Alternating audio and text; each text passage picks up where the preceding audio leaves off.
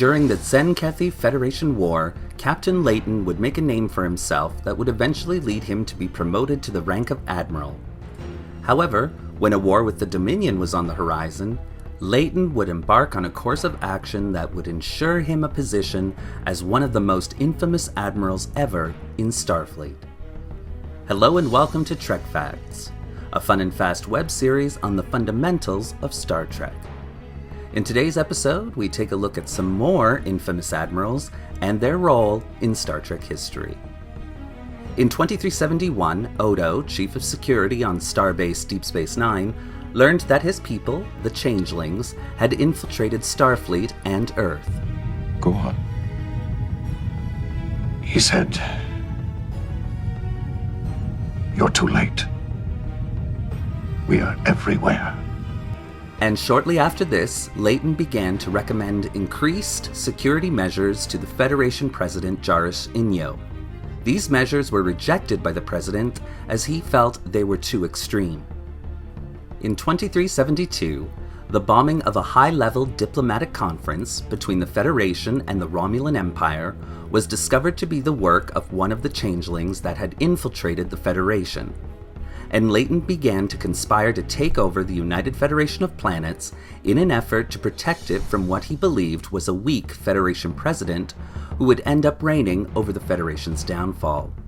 To that end, Layton initiated a plan which had a special group of elite cadets sabotage Earth's power grid, while simultaneously having Lieutenant Arriaga on board Deep Space Nine activate a subspace modulator which he had attached to the relay station on the Gamma Quadrant side of the wormhole, which made the Bajoran wormhole open and close at random intervals. These two actions together led Jarish Inyo and the Admiralty to believe that an attack on Earth by the Dominion was imminent, and Inyo immediately approved Layton's previous plans that Inyo had denied.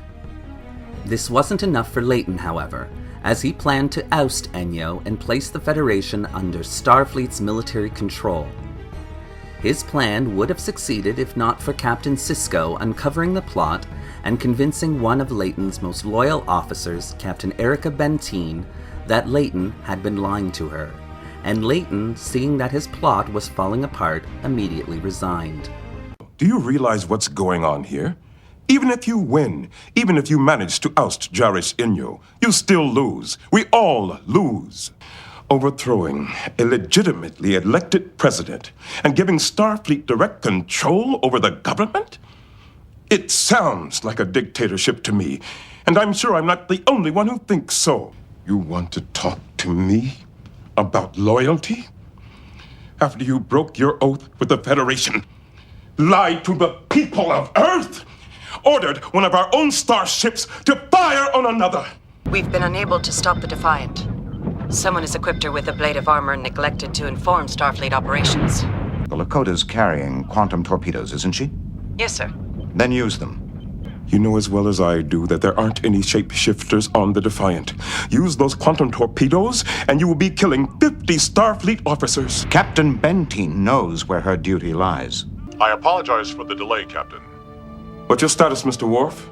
The Lakota has powered down its weapons and is allowing us to proceed to Earth. It's over. It's not over! I have enough loyal officers to make a fight of it. Bentine's already abandoned you, and she was closer to you than anyone. You've lost. Don't make anyone else pay for your mistakes.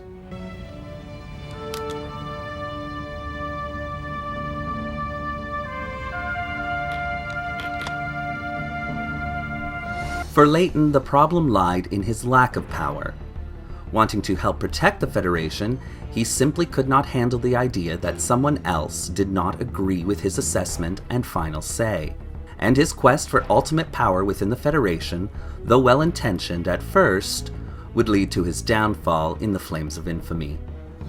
Not all infamous admirals were on a quest for power, however. Some merely disobeyed Federation laws and moral values in pursuit of their own goals.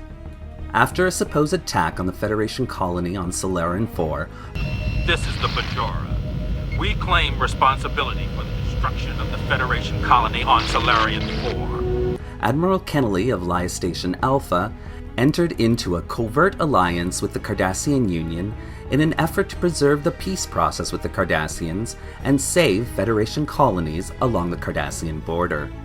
This alliance would see Kennelly use the Enterprise D and a disgraced Starfleet Bajoran ensign, Ro Laren, in an attempt to destroy a Bajoran terrorist cell that had been threatening the Cardassian Union since its occupation of the Bajoran homeworld many decades before.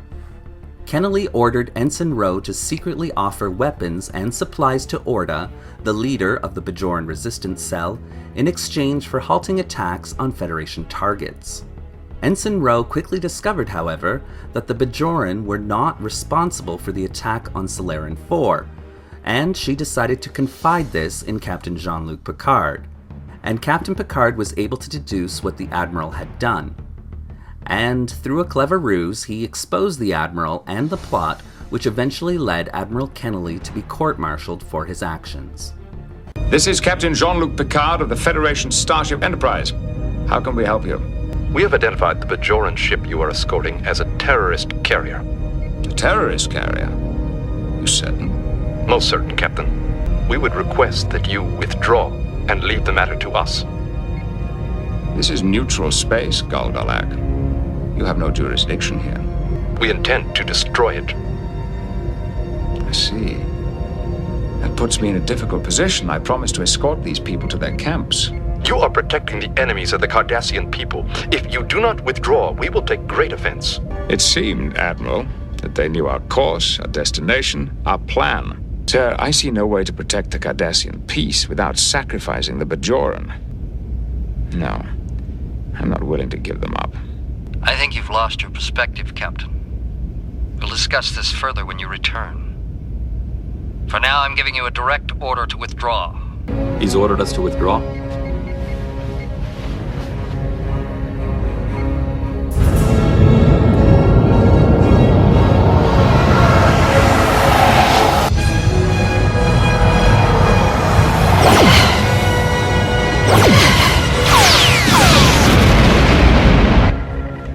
The Bajoran ship has been destroyed. The Cardassians have destroyed the Bajoran ship, Admiral.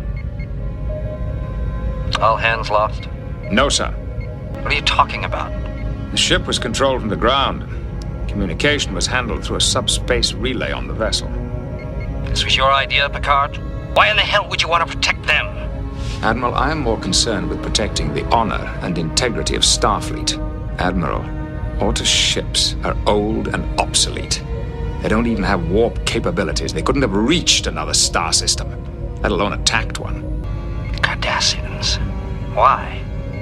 Perhaps they were hoping to find someone in Starfleet. Like you, Admiral.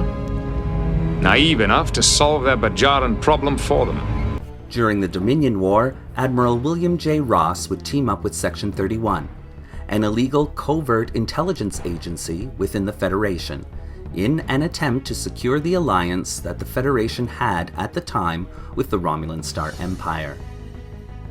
During a conference on Romulus, Admiral Ross helped Section 31 frame a Romulan senator named Kretek in an effort to place one of their own operatives named Koval into the highest levels of the Romulan government. Dr. Julian Bashir, who was attending the conference, uncovered the plot, but was too late to stop it.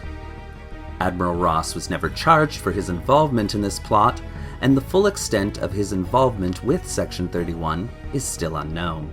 You set her up! She was an innocent woman, and you let Sloane destroy her! I told you before, Julian, she's a patriot, which means if it serves the interest of the Romulans to negotiate a separate peace with the Dominion, Kretek would push that option.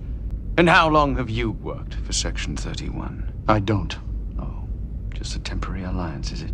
Something like that. You don't see anything wrong with what happened, do you? Enter Arma. Einem silent legis. In time of war, the law falls silent. And lastly, not all admirals that are infamous are automatically evil. Their intentions may be good, but the moment they cross the line and begin disobeying the laws and fundamental principles set up by the Federation, they've stepped too far. Such is the case for Admiral Catherine Janeway. In the year 2404, On the 10th anniversary of the USS Voyager's return to Earth from 23 years traversing the Delta Quadrant, Admiral Janeway would acquire a chronodeflector from a Klingon scientist and use it to travel back in time in an effort to bring Voyager home after only 7 years in the Delta Quadrant. Breaking the Temporal Prime Directive to do so, Admiral Janeway would later explain her reasons for doing so were to save her crew, her family, from events that were still to occur. 7 years ago, you had the chance to use the Caretaker's array to get Voyager home. Instead, you destroyed it. I did what I knew was right. You chose to put the lives of strangers ahead of the lives of your crew. You can't make the same mistake again. 7 of 9 is going to die. What? 3 years from now, she'll be injured on an away mission. She'll make it back to Voyager and die in the arms of her husband, Chakotay. Between this day and the day I got Voyager home, I lost 22 crew members. And then, of course, there's Tuvok. Tuvok has a degenerative neurological condition that he hasn't told you about. There's a cure in the Alpha Quadrant. But if he doesn't get it in time... But I'm offering you a chance to get all of them home, safe and sound. Today. Are you really going to walk away from that? Admiral Janeway had planned to use a Borg transwarp hub to reach the Alpha Quadrant quickly and safely. However, when her younger self, Captain Janeway, saw the hub, immediately began instead to plan its destruction as opposed to using it merely for her own crew's gain. After arguing the points with her younger self, Admiral Janeway eventually formulated a plan that would see both sides get what they wanted. While Admiral Janeway infected the Borg Queen with a neurolytic pathogen and kept the Borg Queen occupied, Voyager was able to enter the conduit and destroy the hub, and in a brilliant maneuver was able to reach Earth before the entire hub's network collapsed. Though her intentions were honorable, and she did in fact give her life in order to save her younger self and her crew, she still disobeyed one of Starfleet's fundamental directives.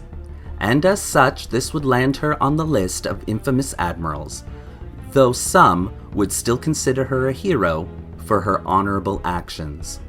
Either way, the actions of this one admiral would have unforeseen consequences, and the full extent of those consequences may never be known.